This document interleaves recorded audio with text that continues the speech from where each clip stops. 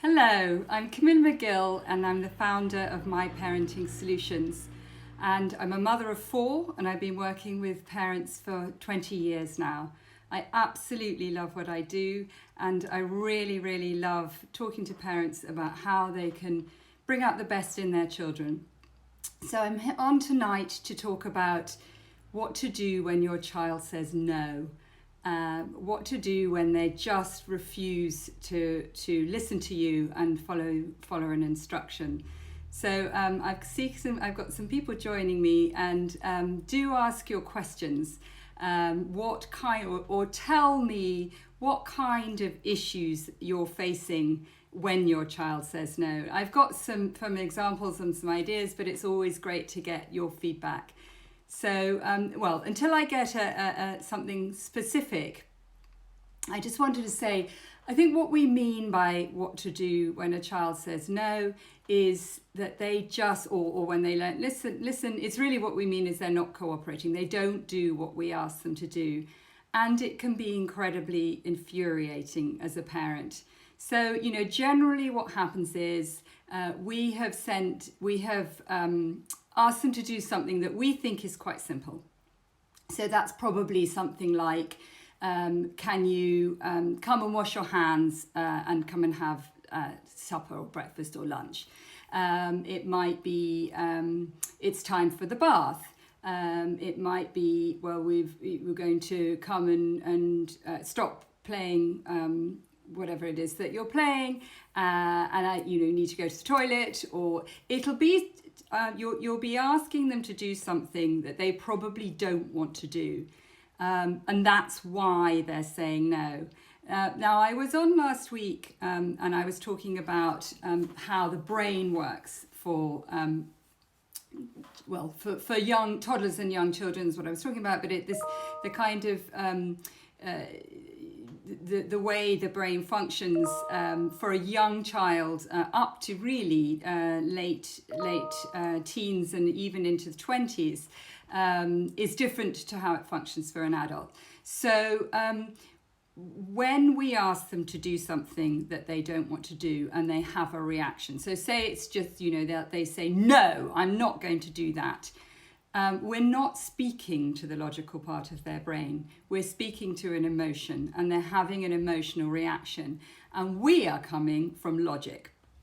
So what will very often happen when they say no to things is we've asked them when they're in the middle of doing something. So it will often be they're in the middle of playing with their dolls, Lego, whatever games they happen to be playing with at that particular moment. And we have our agenda, and our agenda as a parent is to keep the routine going, keep the flow of the day going, get the next thing done.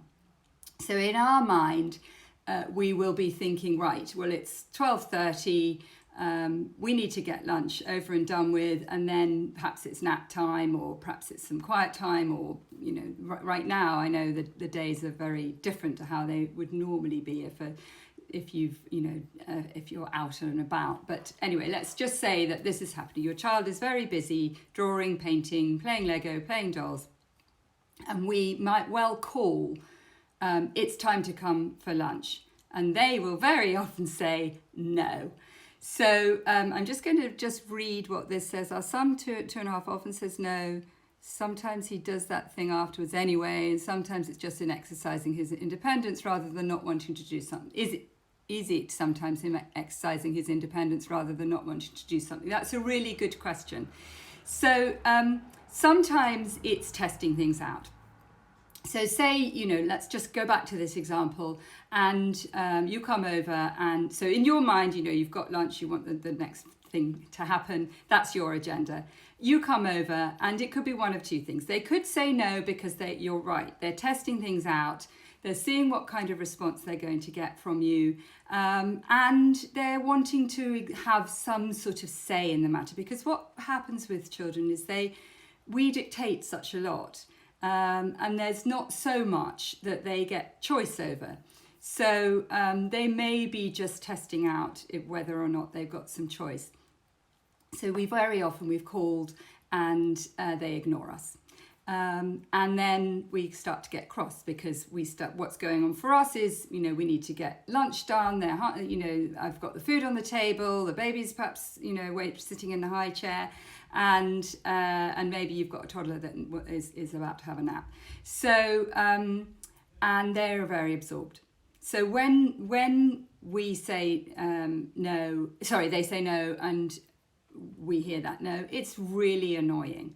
But it's just really helpful to know that toddlers and young children, toddlers and children, older than that, are very absorbed. They're very in the moment. They don't have the same agenda as us. They're not thinking about what's coming next and that they need to eat because they need to grow and they need to get hydrated and then they maybe need to have a rest. They're just very much in the moment, in their feelings, enjoying what they're doing. So there's a clash that happens. And very often what we do is we start to get triggered by that. Because what goes on for us is, oh dear, this is going to turn into battle. I just need my child to say, yes, fine, I'll come and wash my hands. We're fed up. So what will very often happen is our tone starts to change. So we might say, I'm just going to read, there was a question there, speech delay, but she doesn't like it when I say no, she's 4.5 and she's not potty trained. Okay, so we will start to get annoyed by it and we'll come over and our tone will change. And we'll say something like, I've told you it's lunchtime, you need to come for lunch. And we start to get more cross, and then they start to have an emotional reaction to that. And very often they'll dig their heels in and they'll say no more. And then that triggers us and we're thinking, oh no, I've got a child that's just completely disobedient. And what also goes on for us is that means to say I'm a bad parent because I can't even get my child to come and wash their hands.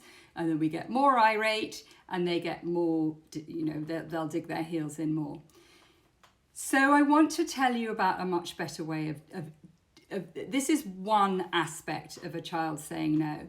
So if somebody mentioned earlier, if they're just testing and they say no, I would change the subject. I would just say, oh, I forgot to tell you something. Or did you know I saw a pink flamingo in the garden? Or have you ever seen a pink flamingo? Or just something that can distract them. And it might well be at that point that you can just change the mood and get them to come to and do what you're doing. But if you can see that no is, they are just not wanting to do something, I would go over to them. So don't call out the instruction from the other room, which we're all so guilty of because we're all pressured for time and we want to just get the job done.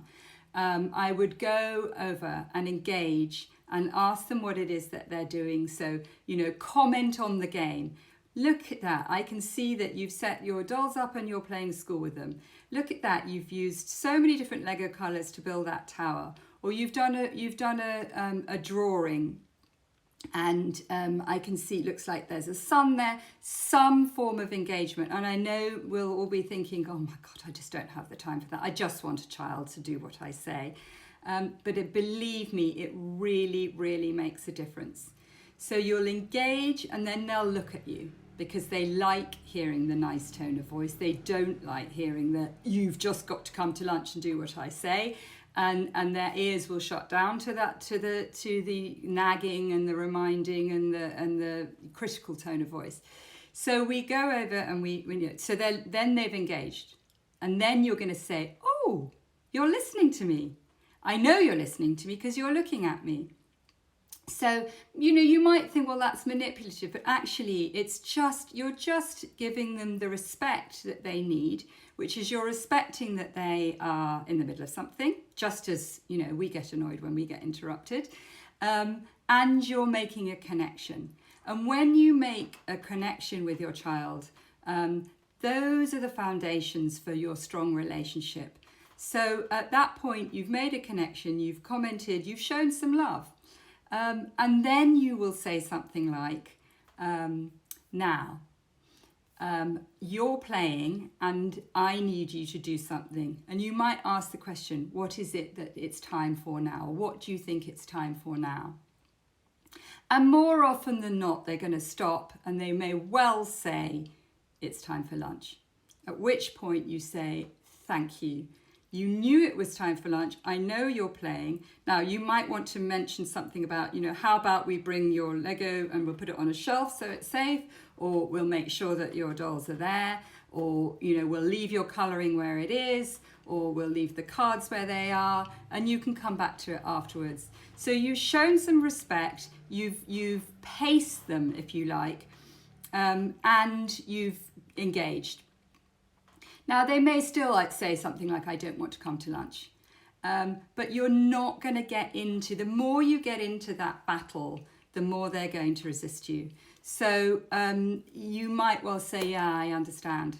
I know it's such a fun game that you're playing. And I wouldn't recommend that you negotiate, but you could say, well, how about I give you a couple more minutes and you'll ask the question, what do I need you to do and perhaps I put a timer on your phone.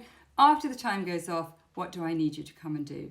So it's those kind of things that when you just stop and you think, what's more important here is my relationship with my child and my connection with my child. And I know that I'm going to get more out of them if I'm showing that respect and connecting than if I just go in and abruptly, because the other thing is transitions are difficult for children. Again, they're absorbed in their world. We're thinking ahead.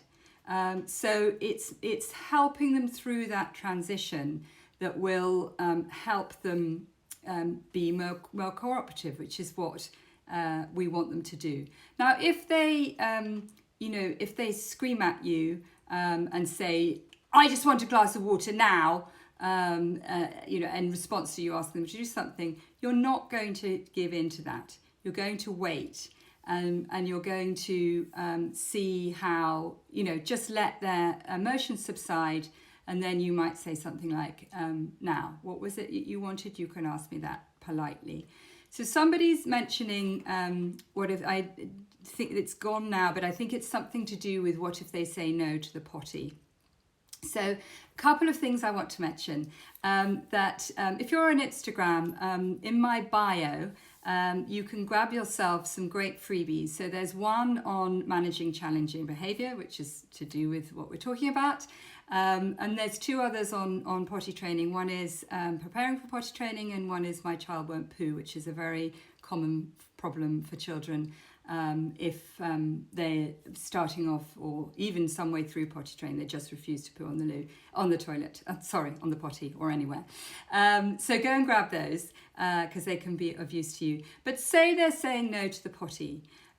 Well, again, you don't want to get in a battle over this. It may be that you need to use some form of engagement. You may have to look at what's causing the no. It could be that you've just gone on too much about it and they're fed up with that. It could be that you need to respect that they don't want to use it at that moment. And you could, and it's about also gauging, letting them have a say in things, even if it might mean that they have an accident. It's better to let them have an accident than get into the battle over the no. So that's something in respect to potty training. And tell me if you've got, I'm just going to flick through what we've got here. Tell me if you've got some other issues. If you could give me an example of an issue that you have when you get you want your child to do something and they refuse to do it. So I don't know if you can say that succinctly, but if there's, whether it's, so I'm going to use bedtime as another example. So, in fact, somebody messaged me earlier this week talking about bedtime. So say you're downstairs or wherever you are, you're in the living area saying, no, we're going to bed at night. Perfect. Somebody's just got that one. So again, we need to think about what life is like for our child.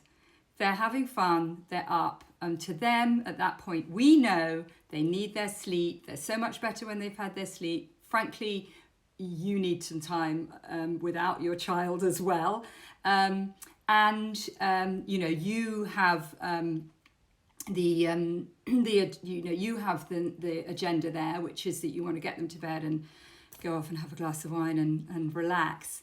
And their agenda is to carry on doing what they're doing, which is much, in their mind, much more enjoyable than going to bed. So, I mean, some of the things that help with that, first of all, just avoid the yes you are, no I'm not, yes you are, you've got to do as I say, you can't, you're not the rule, I'm the boss round here, because it's just a battle that you don't want to have.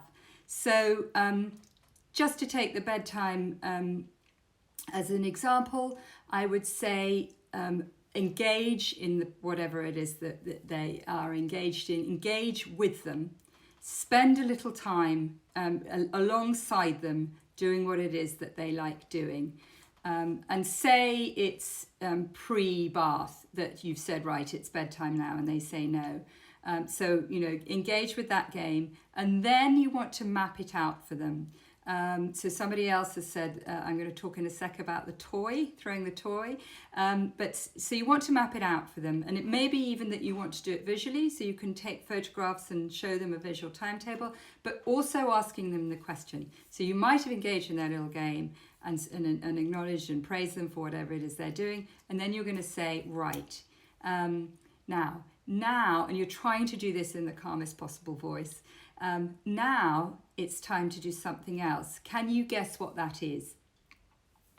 And what you're wanting is the answer, it's time for a bath. And they may say something like, no, I don't know.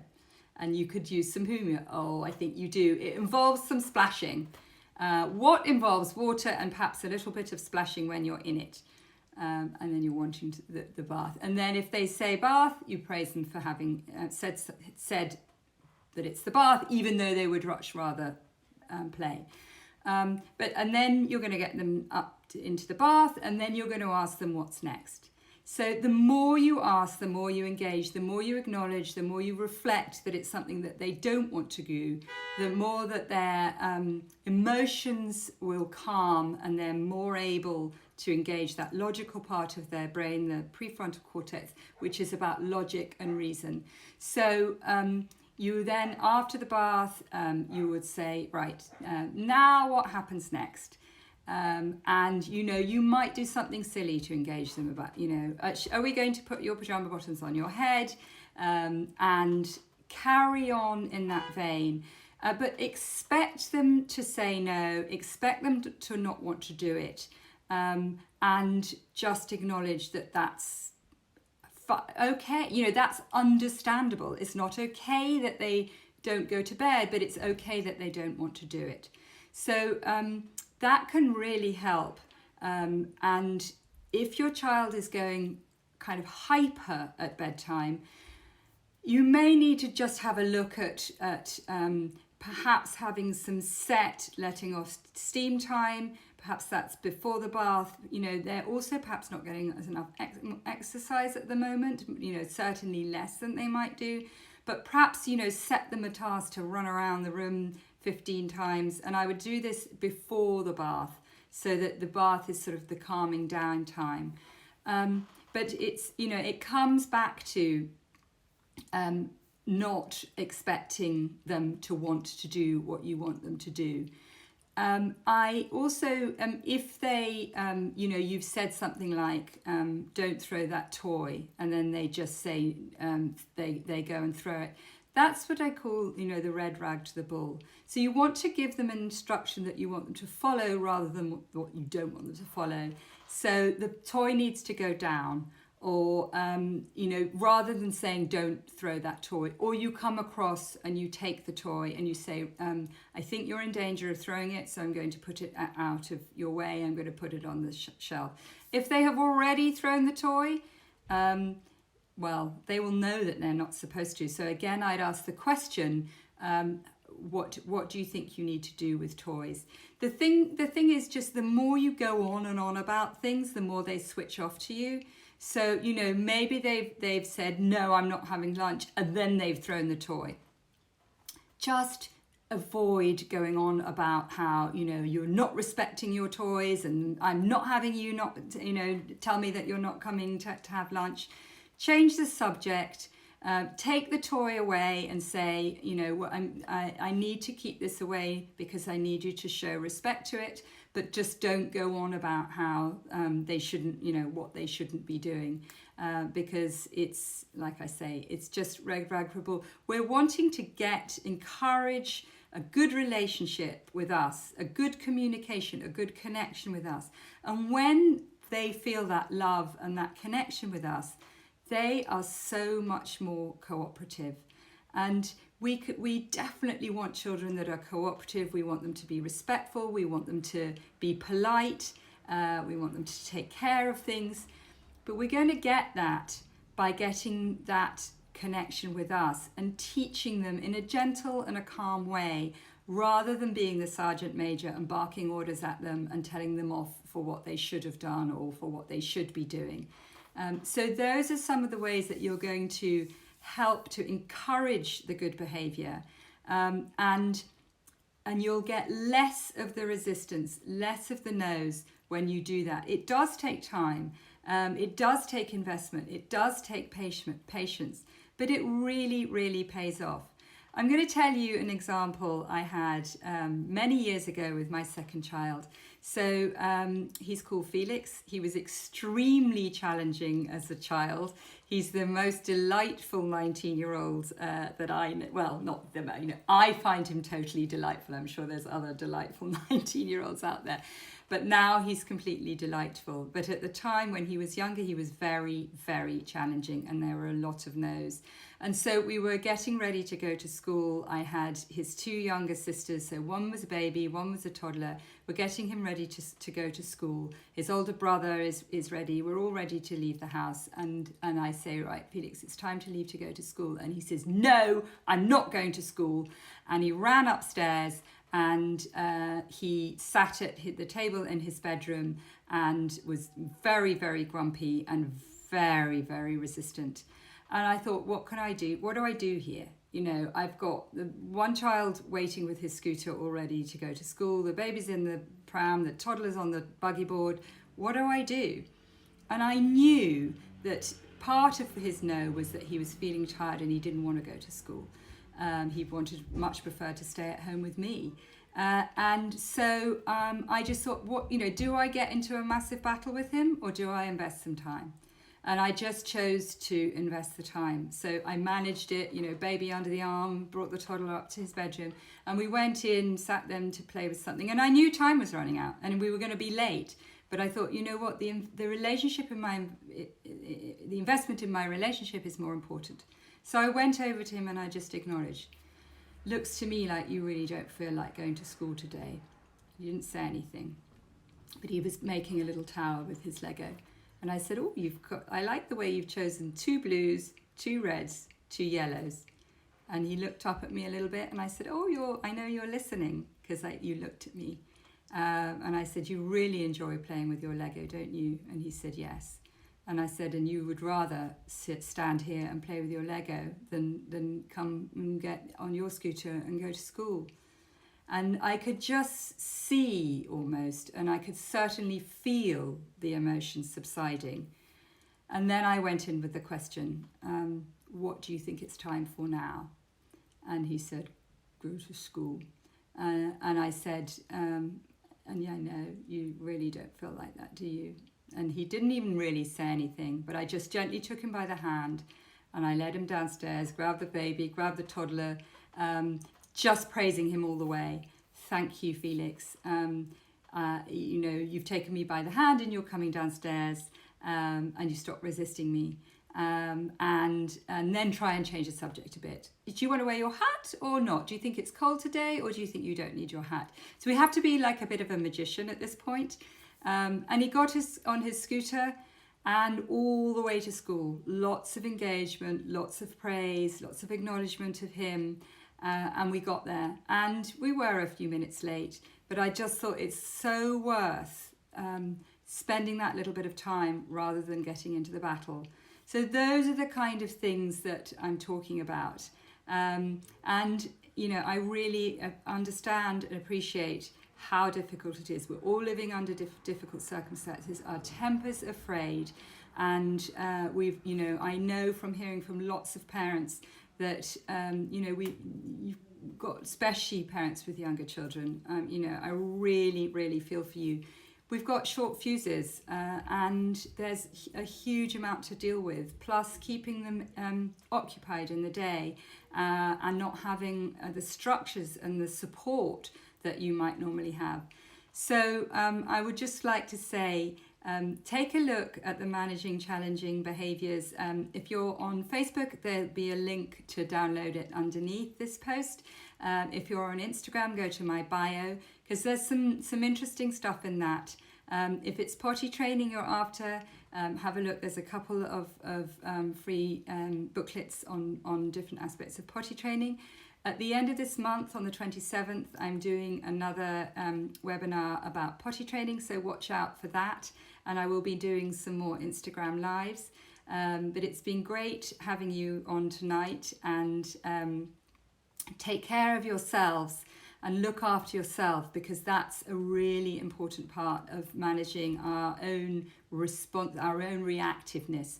We're definitely much more reactive when we're under stress. So if there's a tiny way that you can help reduce the stress and calm yourself, you'll find that you're less reactive with your children, and you'll be in less of battles, and